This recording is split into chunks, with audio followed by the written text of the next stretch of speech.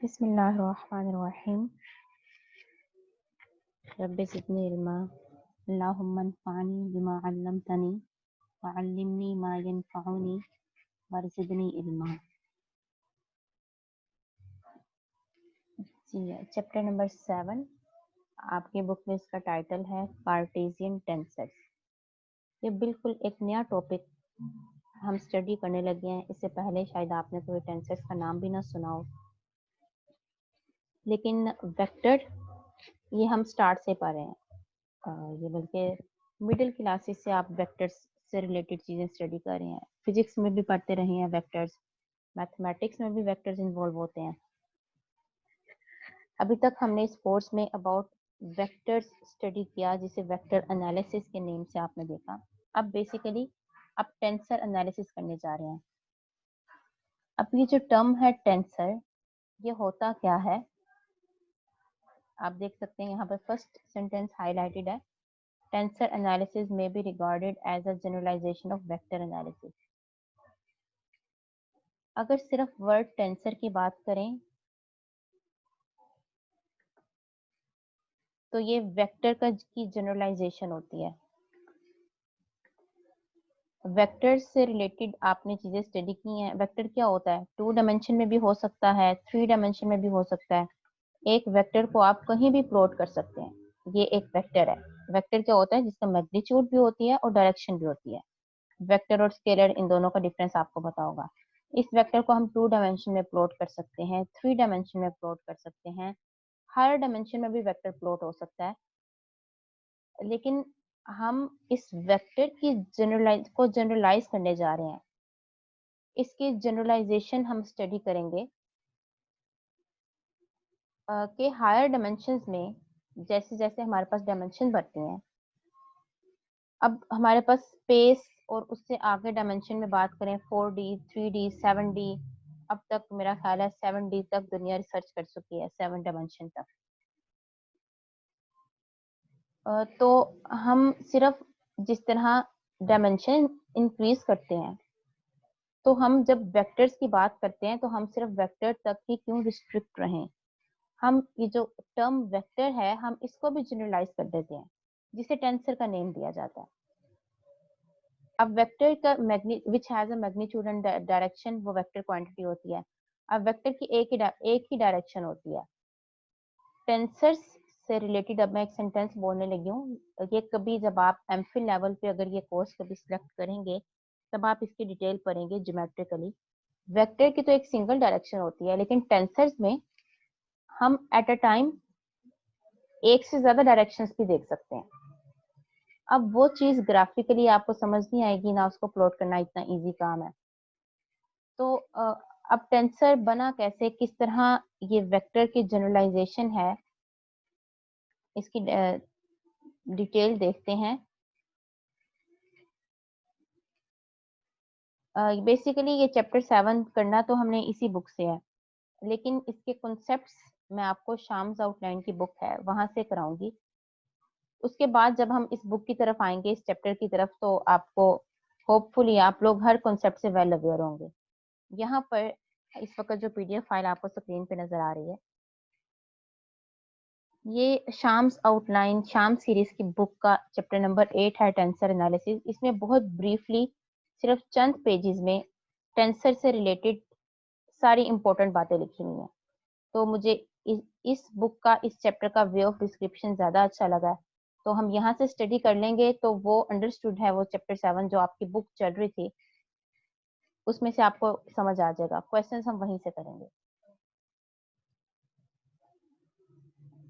तो tensor analysis या tensor, एक बात तो मैंने आपको बताई कि ये वेक्टर की जनरलाइजेशन होती है। हम वेक्टर की जब जनरलाइज्ड फॉर्म की बात करते हैं तो हम टेंसर में आ जाते हैं। और आपको पता है ये इस तरह की बातें मैं पहले भी कर चुकी हूँ। मैं कह रही हूँ कि टेंसर जनरलाइजेशन है वेक्टर की, तो इसका मतलब वेक्टर स्पेशल केस हो गया टेंसर का। ठीक है, vector is a special case of tensor. जो वेक्टर होता है वो भी बेसिकली टेंसर होता है, ये बात याद रखनी है। टेंसर्स को हम डिफरेंट वे में कैटेगराइज करते हैं। बेसिकली हम इसको रैंक वाइज कैटेगराइज करते हैं। हम कहते हैं tensor of rank 0, tensor of rank 1, tensor of rank 2, tensor of rank 3 and so on. तो ये थोड़ा सा आपको व्हाइट बोर्ड पे बता देते हैं। अच्छा, ये मैं पहले इतना तो मैंने आपको बताया कि ये वेक्टर की जनरलाइजेशन है। अब वेक्टर से पहले एक स्केलर भी तो होता है, जिसको हम कहते हैं कि स्केलर क्वांटिटी क्या होती है, which has only magnitude. Vector quantity क्या होती है, जिसका मैग्नीट्यूड भी होती है, डायरेक्शन भी होती है। और टेंसर इसकी भी इस वेक्टर की भी जनरलाइजेशन है। तो मैंने अभी जो मैं बात कर रही थी रैंक की, कि टेंसर को हम रैंक वाइज कैटेगराइज करते हैं। जो टेंसर ऑफ रैंक 0 होता है, ऐसा टेंसर जिसका रैंक 0 हो, वो बेसिकली स्केलर होता है। स्केलर क्या, वही जिसका which has no direction only magnitude. ठीक है। अब टेंसर, ऐसा टेंसर जिसका रैंक 1 है, मींस के रैंक 1 का टेंसर को हम कहते हैं vector. Tensor of rank 1 equal to vector.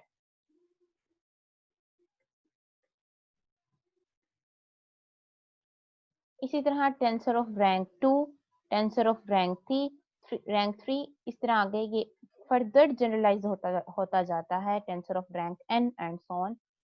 तो स्केलर और वेक्टर दोनों टेंसर के ही स्पेशल केसेस हैं। तो इसका मतलब टेंसर बेसिकली जब हम इन जनरल बात करते हैं तो वो स्केलर, बल्कि उससे आगे वेक्टर की जनरलाइजेशन होती है। तो ये बात याद रखनी है, टेंसर ऑफ रैंक 0 स्केलर होता है, टेंसर ऑफ रैंक 1 वेक्टर होता है, फिर रैंक 2 का टेंसर, फिर रैंक 3 का, स्टेप बाय स्टेप फर्दर इसकी जनरलाइजेशन बढ़ती जाती है। इसके कोऑर्डिनेट्स, इसके कंपोनेंट्स इंक्रीज होते जाते हैं जैसे जैसे इसका रैंक इंक्रीज होता है। अब ये होता क्या है, ये रैंक क्या होता है, कैसे पता चलता है किस टेंसर का रैंक क्या है, और रैंक 0, 1, 2, 3 इन सब का क्या मतलब है। अब ये स्टडी करते हैं, तो आ जाते हैं बुक पे वापस जी। थोड़ा सा ये जो थ्योरी है मैं ये भी रीड आउट कर देती हूँ। Physical laws must be independent of any particular coordinate system used in describing them mathematically. हम जब भी किसी फिजिकल लॉ या किसी भी फिनोमिना की बात करते हैं तो वो किसी पर्टिकुलर कोऑर्डिनेट सिस्टम में रहते हुए बात कर रहे होते हैं। अब वो रेक्टेंगुलर कोऑर्डिनेट सिस्टम है, सिलेंड्रिकल है, स्फेरिकल है, या उसके अलावा कई सारे होते हैं जो अभी आपके कोर्स में नहीं आपने स्टडी किए। तो किसी न किसी कोऑर्डिनेट सिस्टम में ही हम किसी फिनोमिना या फिजिकल लॉज के अक्कर या उसके डिपेंडेंस की बात करते हैं। if they are to be valid, a study of the consequences of this requirement leads to tensor analysis. अब इस तरह की जो स्टडी होती है इसको हम कहते हैं, ये सारी आती है टेंसर एनालिसिस में। This is a great use in general relativity theory. ये भी एक कोर्स होता है जो कि एमफिल पीएचडी में स्टडी कोर्स ये ऑफर किया जाता है। इसके अलावा डिफरेंशियल ज्योमेट्री, ये शायद आप कोर्स पढ़ें बीएस में। मैकेनिक्स आप पढ़ चुके हैं, elasticity, hydrodynamics, electromagnetic theory and numerous other fields of science and engineering. अब नेक्स्ट हम स्टार्ट करते हैं, ये तो जस्ट उसकी मोटिवेशन थी टेंसर एनालिसिस की। अब देखें spaces of n dimensions. In 3-dimensional spaces, a point is a set of 3 numbers called coordinates. ठीक है। अगर हम 3D में बात करें, 3 डायमेंशनल स्पेस में बात करें, तो कोई भी पॉइंट अगर मैं उस स्पेस में प्लॉट करूं तो वो उसके 3 कोऑर्डिनेट्स होंगे।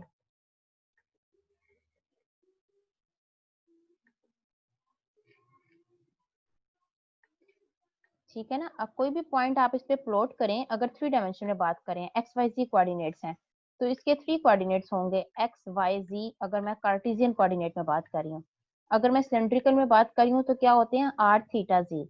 अगर मैं स्फेरिकल में बात कर रही हूँ तो आर थीटा फाई। तो ये सारे आगे लिखे भी हुए हैं। For example x y z rho या आर कर लें, rho phi z, r theta phi.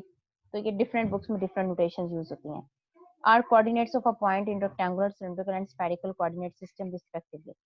अ पॉइंट इन n डायमेंशनल स्पेस, ये बात हुई थी 3 डायमेंशन की। अब अगर इसी चीज को हम थोड़ा जनरलाइज कर दें, डायमेंशन इंक्रीज कर दें, मीन्स के हम एक n डायमेंशनल स्पेस में एक पॉइंट की बात करें, by analogy a set of n numbers denoted by this.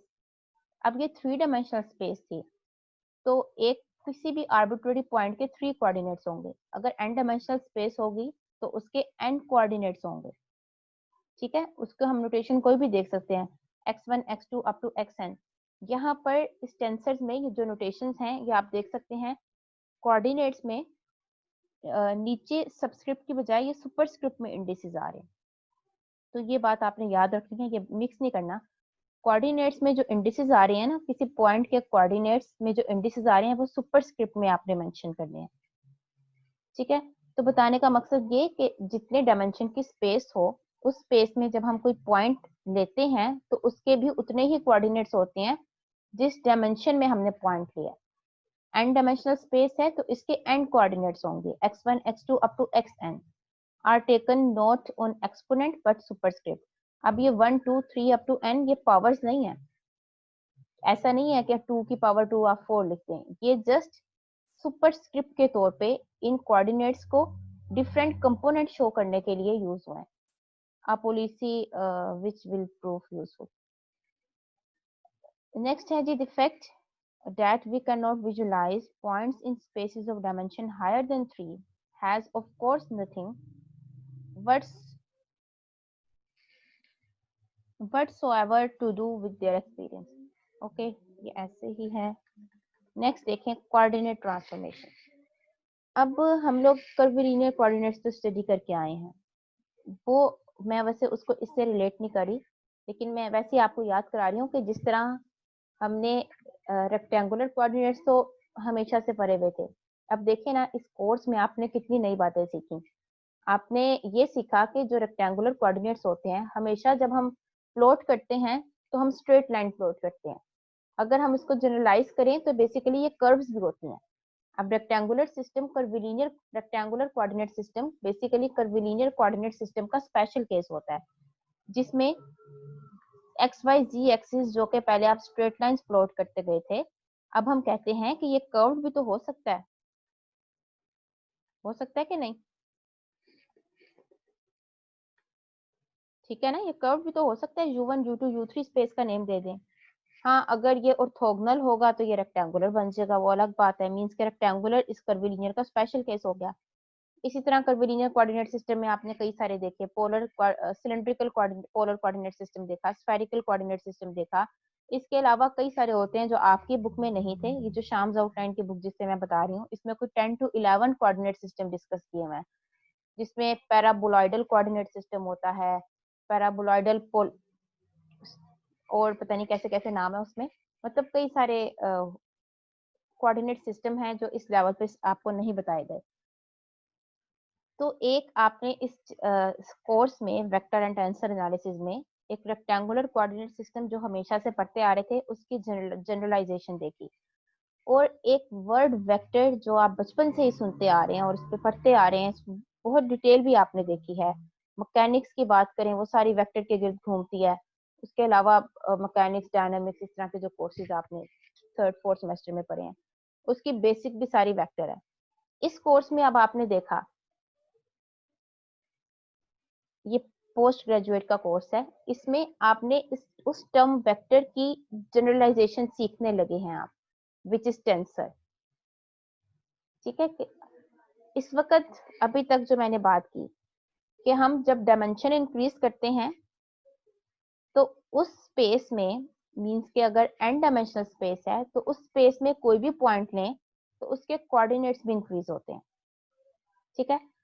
अब वेक्टर, अगर मैं जस्ट वेक्टर की बात करूं तो वो 2 डायमेंशन में भी प्लॉट हो सकता है, 3 में भी हो जाएगा, 4 में भी, हायर डायमेंशन, तमाम हायर डायमेंशन में भी प्लॉट हो जाएगा।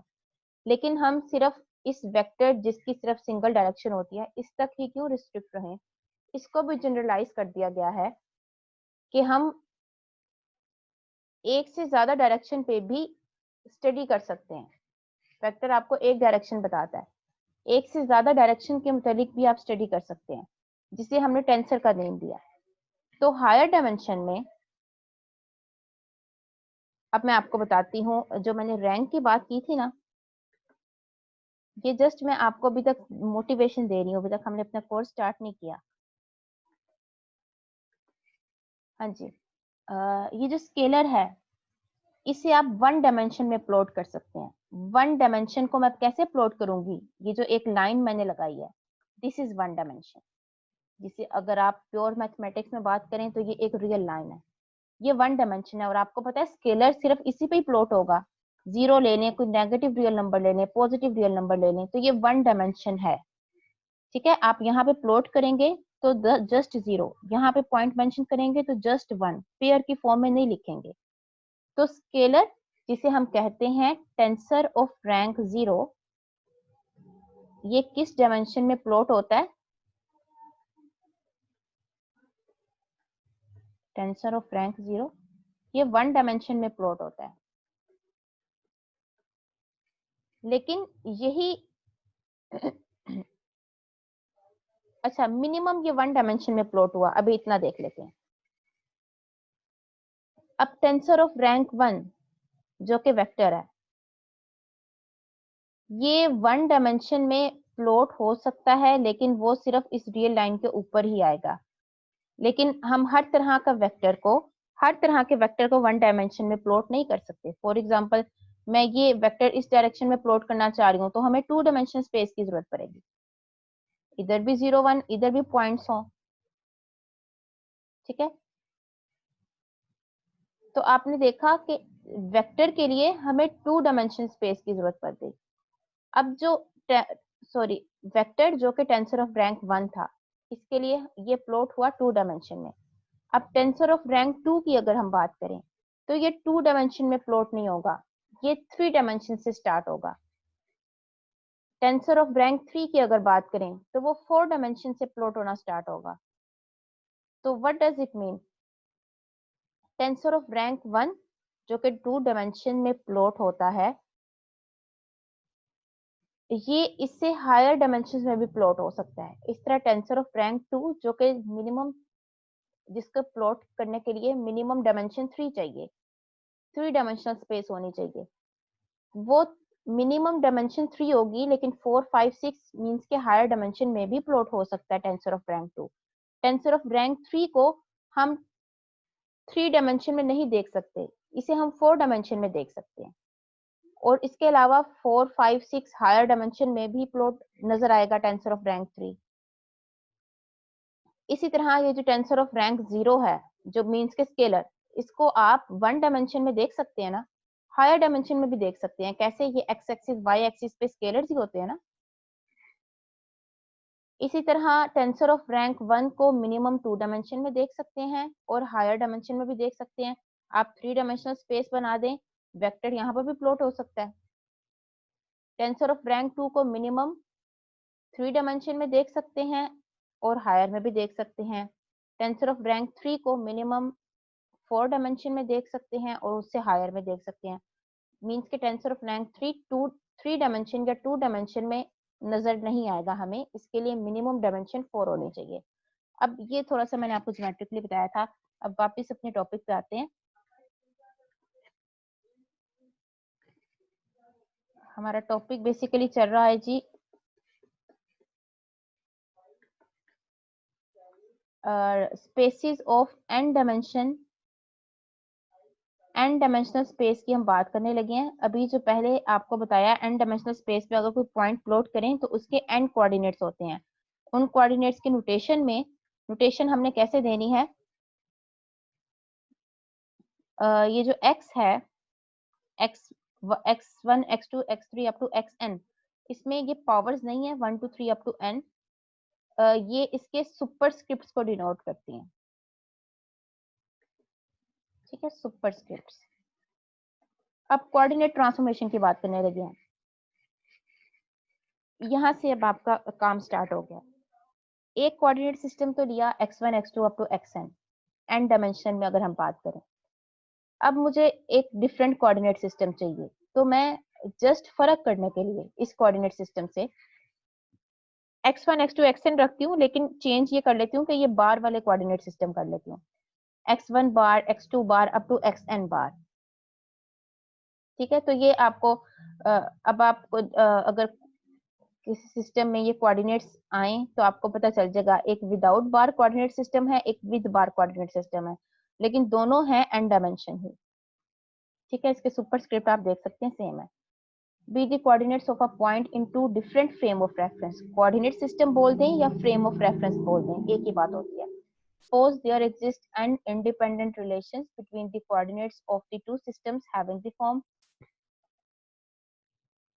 ये जो एक्सप्रेशन है ये हमने बार वाले कोऑर्डिनेट्स को in terms of without bar coordinates express किया है। मींस के x1 bar depends on x1 x2 up to xn, x2 bar depends on x1 x2 up to xn, up to xn bar equals to xn bar depends on x1 x2 up to xn। Means के bar वाले coordinate system depend कर रहे हैं without बार वाले coordinate system पे। It means हमने express किया है बार वाले कोऑर्डिनेट सिस्टम को in terms of without bar coordinate system. In general हम ऐसे एक्सप्रेस करेंगे, which can be indicate briefly. इसी को अगर मैं जनरलाइज करूं तो मैं लिख सकती हूँ x bar k equal to x bar k। अब ये तो ब्रैकेट सब में सेम थी ना, x1 x2 up to xn, ये ऐसे ही आ गया। अब k की वेरिएशन क्या थी, 1 2 3 अप टू n। यहाँ पर भी k की वेरिएशन 1 2 3 अप टू n, तो आगे मेंशन कर दें k is equal to 1 2 3 up to n।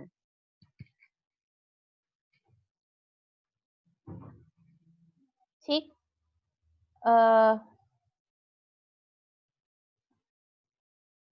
तो ये जनरलाइज करने का फायदा ये हुआ कि अब आपकी इतने टाइम्स एन टाइम्स ये इक्वेशंस नहीं लिखनी पड़ी।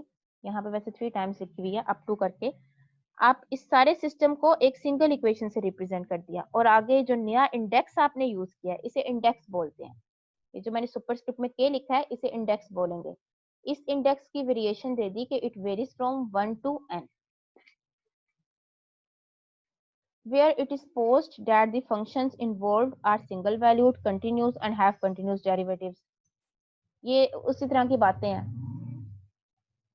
वो जो आपने Green's theorem, divergence theorem, Stokes theorem के लिए कुछ कंडीशंस पढ़ी थी ना, इट हैज कंटिन्यूअस डेरिवेटिव, इस तरह की बातें। तो यहाँ पर कोऑर्डिनेट सिस्टम की ट्रांसफॉर्मेशन में ये आपके माइंड में होना चाहिए कि ये जो फंक्शंस जो यहाँ पर इन्वॉल्व होते हैं वो सिंगल वैल्यूड होने चाहिए, कंटिन्यूस होने चाहिए, और इनके डेरिवेटिव्स भी कंटिन्यूस होने चाहिए।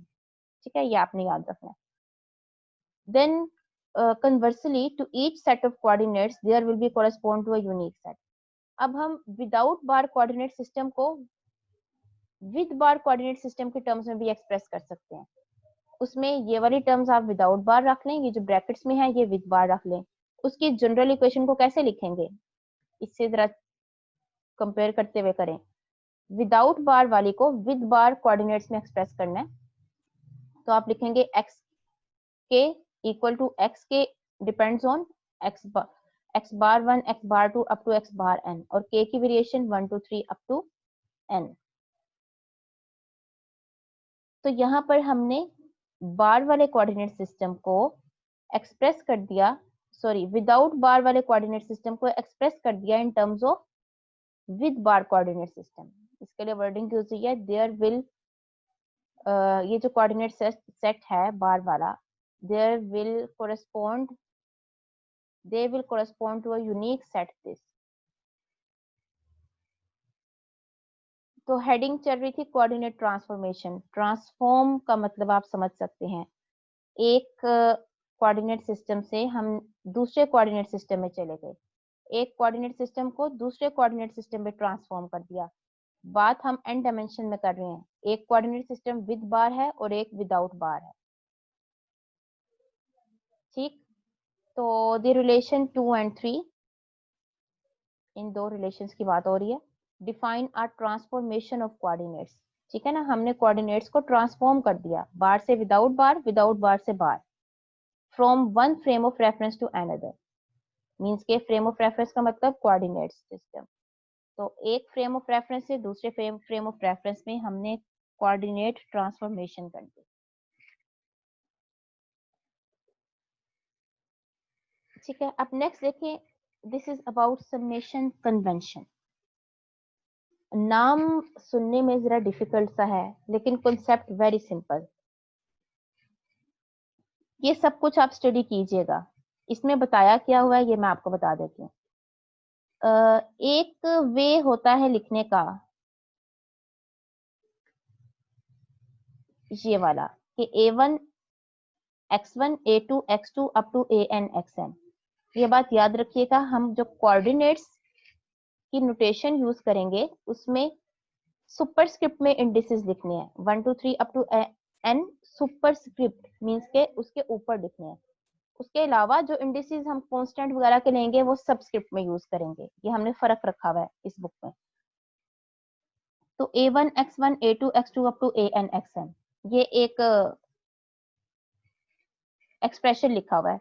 आप इसको कंपाइल करें, समीशन के फॉर्म में लिखें तो कैसे लिखेंगे, AJ XJ और समीशन लगा दें J varies from 1 to n। इसको जरा ओपन करें तो ऑफ कोर्स ये वाला बनेगा, क्योंकि 1 1 A1 x1 तो सेम है ना, तो हम JJ ही यूज करेंगे और J की वेरिएशन 1 2 3 अप टू n तक जाएगी। और सम हो रहा है, ऐड हो रहे हैं सब, तो साथ समीशन लगा दिया। तो इसको कंपाइल किया तो summation J varies from 1 to n AJ XJ। चलिए, ये तो आपको इस बात का शायद पहले से बताओ।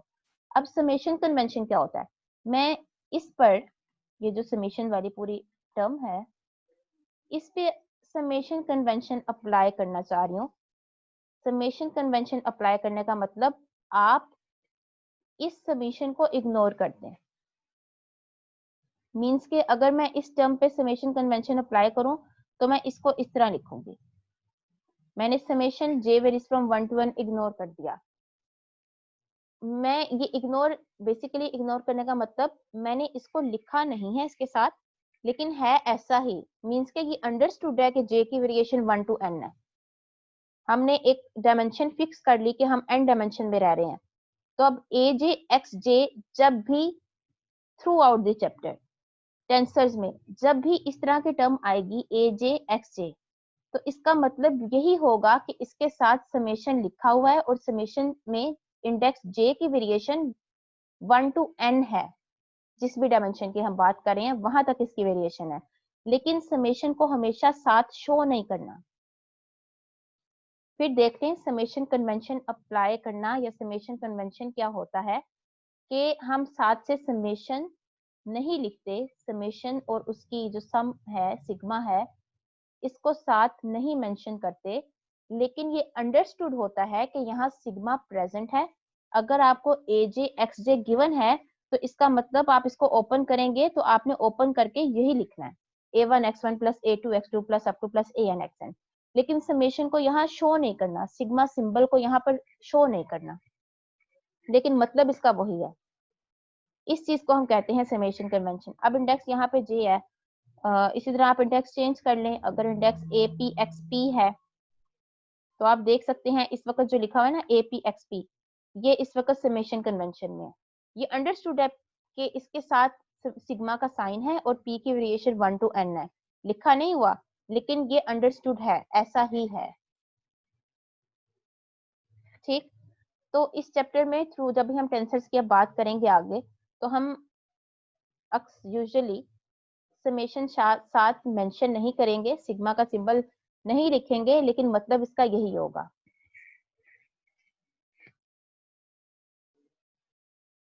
An index which is repeated in the given term so that the summation convention applies is called dummy index or umbrella index. अब एक और बात, डमी इंडेक्स क्या होता है, या डमी इंडेक्स का ऑल्टरनेट नेम होता है अम्ब्रल इंडेक्स।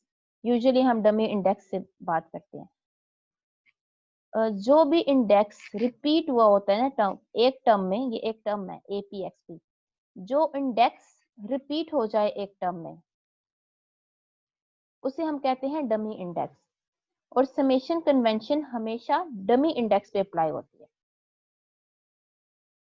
ठीक है ना, यहाँ पे देखें AJ XJ, ये JJ इंडेक्स रिपीट हो रहा है ना, इस पे समेशन कन्वेंशन अप्लाई हो सकती है। आप समेशन साथ ना भी लिखें तो नो मैटर, क्योंकि J यहाँ पर डमी इंडेक्स है। अगर मैं एक टर्म लिख दूं AJ XK, अब इसके साथ मुझे समेशन मेंशन करना पड़ेगा। मैं इसको इस टर्म को विदाउट समीशन नहीं लिख सकती, मुझे समीशन में बताना पड़ेगा कि जे क्या है और के की वेरिएशन क्या है।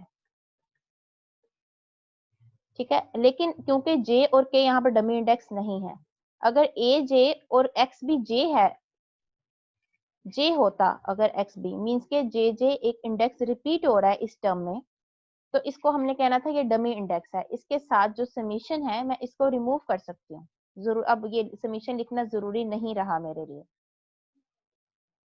ठीक है, ये टेंसर्स में हम इस तरह सारा लेके चलेंगे। तो इसको जो इंडेक्स रिपीट होता है उसे कहते हैं डमी इंडेक्स, और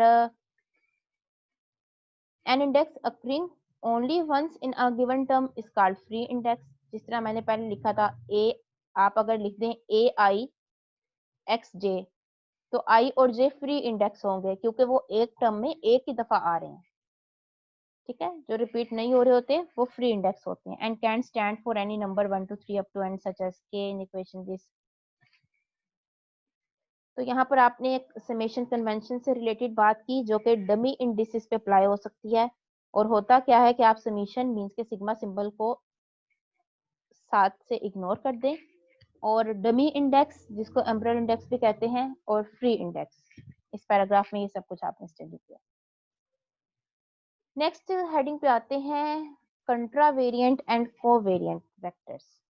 अभी वेक्टर की बात करें। वेक्टर क्या होता है? Tensor of rank 1। तो मींस के contravariant and covariant tensors of rank 1 ये लिख दें, या फिर कंट्रावेरिएंट एंड कोवेरिएंट वेक्टर्स लिख दें, एक ही बात है।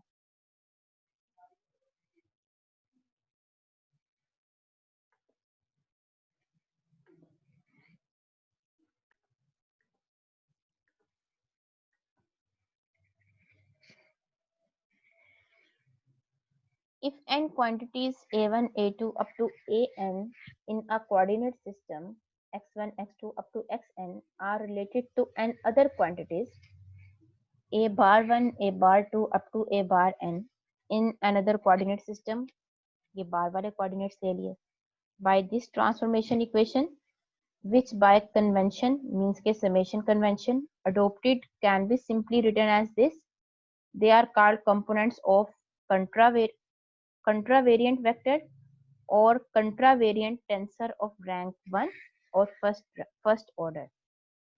To provide motivation for this and later transformation C problem.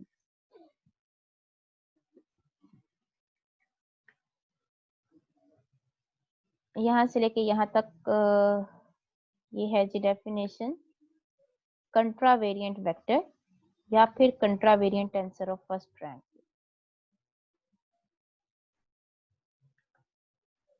अब देखें विदाउट बार कोऑर्डिनेट सिस्टम में अगर हम क्वांटिटीज लें तो वो भी विदाउट बार ही क्वांटिटीज लेनी है। विद बार कोऑर्डिनेट सिस्टम में जो क्वांटिटीज लेंगे उस पे भी बार ही आपने शो करने हैं। ठीक है, अब हम इन क्वांटिटीज को a1 a2 an को रिलेट करने लगे हैं विद बार क्वांटिटीज से a1 a2 a bar 1 a bar 2 up to a bar n quantities से। अब रिलेट हम कर रहे हैं इस एक्सप्रेशन से, इसकी बात करनी है बेशक ऊपर वाले की। वो किस तरह, ये अब ये जरा ध्यान से समझिएगा। A bar P equal to summation तो अप्लाई हो रहा है क्यू पे, partial x bar p over partial x q into a q, ये फॉर्मूला है जो कि इसको रिलेट कर रहा है।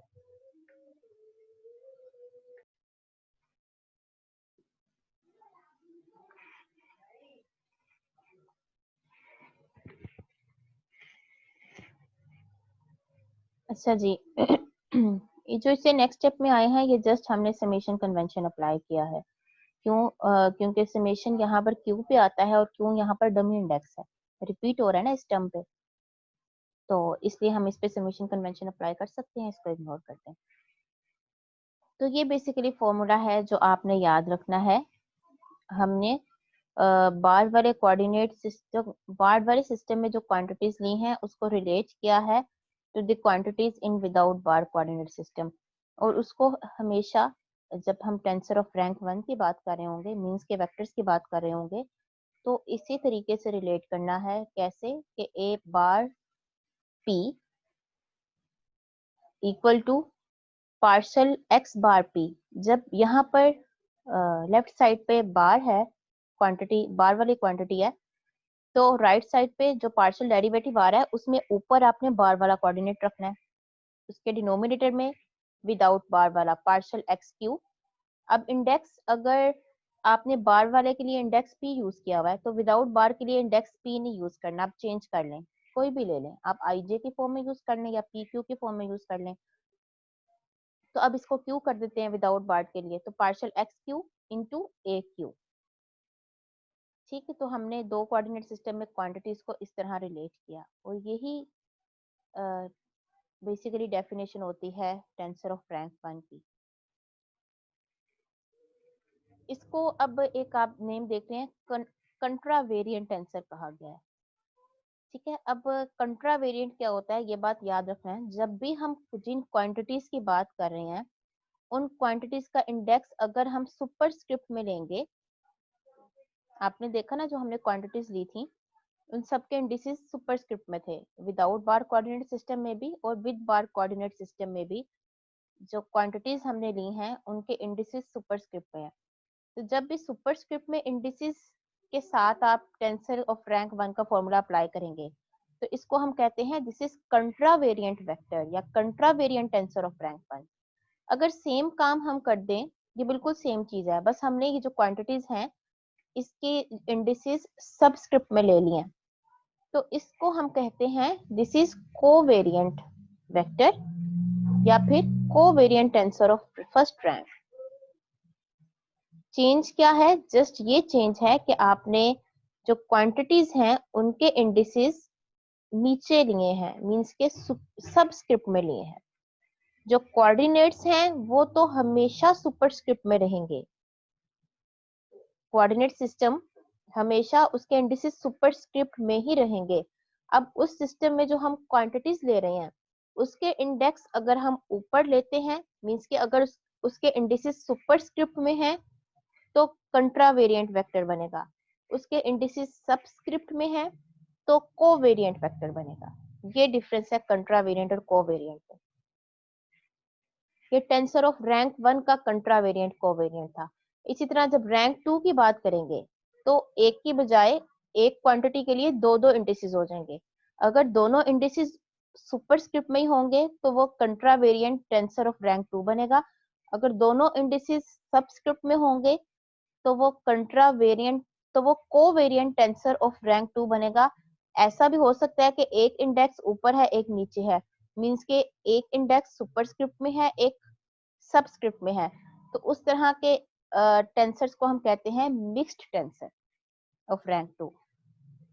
अच्छा, ये रैंक 2 की बात अभी हम आगे डिटेल में करेंगे। ये यहाँ तक हमने टेंसर ऑफ रैंक 1 स्टडी किया जिसकी दो फॉर्म्स देखी, कंट्रावेरिएंट एंड कोवेरिएंट, और इसको कंट्रावेरिएंट टेंसर ऑफ रैंक 1 या फिर कंट्रावेरिएंट वेक्टर कहते हैं, और नीचे वाले को कोवेरिएंट टेंसर ऑफ रैंक 1 या फिर कोवेरिएंट वेक्टर कहते हैं। आगे भी देख लेते हैं। Note that a superscript is used to indicate contravariant component whereas a subscript is used to indicate covariant component। ठीक है, यही बात अभी हमने की है। An exception occurs in the notation for coordinates। ये coordinates की notation डिफरेंट करने के लिए ये पहचान रखी है। ठीक है, और कोऑर्डिनेट्स जो है उसमें ऐसा नहीं होता। जो कोऑर्डिनेट्स हैं जो x की पावर्स है, पावर्स मतलब सुपरस्क्रिप्ट में जो इंडिसेस आ रहे हैं x के या x बार के, वो हमेशा सुपरस्क्रिप्ट में ही रहेंगे। कंट्रावेरिएंट या कोवेरिएंट की वजह से कोऑर्डिनेट्स के इंडिसेस ऊपर या नीचे नहीं होंगे, वो हमेशा सुपरस्क्रिप्ट में ही रहेंगे। जो क्वांटिटीज हमने ली हैं उसके इंडेक्स ऊपर या नीचे होने से कंट्रावेरिएंट या कोवेरिएंट बनता है। ये मिक्स नहीं करनी ये बातें। लास्ट सेंटेंस देखें, instead of speaking of a tensor whose component are AP and AP, we shall often refer simply to a tensor AP or AP। No confusion should be arise.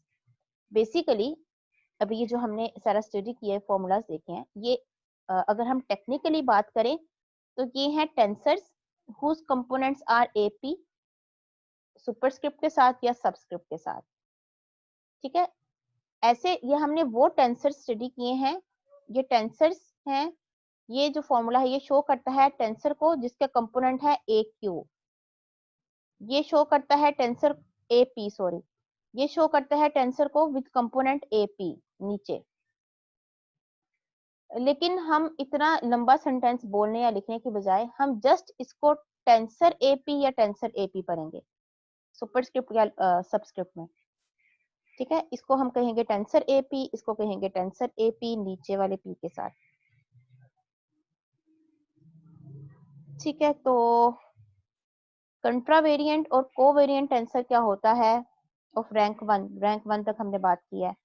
और इसका transformation formulas क्या होते हैं, ये जो दो मैंने इस वक्त बॉक्सेस में लिखे हुए हैं। और समेशन कन्वेंशन की हमने पहले बात की, डमी इंडेक्स हो तो समेशन कन्वेंशन लगा देते हैं या खाली इसको कन्वेंशन भी बोलते हैं।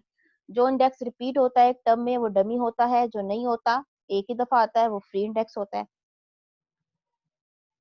उससे पहले हमने बात की कोऑर्डिनेट ट्रांसफॉर्मेशन की, विदाउट बार और विद बार। दो कोऑर्डिनेट सिस्टम थे, एक को दूसरे के टर्म में कैसे एक्सप्रेस कर सकते हैं। और जस्ट उससे पहले हमने डायमेंशन की बात की कि 3 डायमेंशन में एक पॉइंट के 3 कोऑर्डिनेट्स, एंड डायमेंशन कर देंगे तो एंड कोऑर्डिनेट्स। सो होपफुली यहाँ तक आप लोग इसको अच्छे तरीके से समझ लेंगे। इसको अच्छे तरीके से देखें, यहाँ तक जिस पीडीएफ फाइल से मैं पढ़ा रही हूँ आपने इसी को ही फोकस करना है। क्वेश्चन आपकी बुक से करेंगे लेकिन मैटर यहाँ पर लिखा हुआ ज्यादा अच्छा है। इसको अच्छे तरीके से देखें, इसकी थोड़ी प्रैक्टिस करें ताकि हम टेंसेस को आगे कंटिन्यू करें और इसमें आपको कंफ्यूजन ना हो। नेक्स्ट, अब हम नेक्स्ट वीडियो लेक्चर में स्टार्ट करते हैं।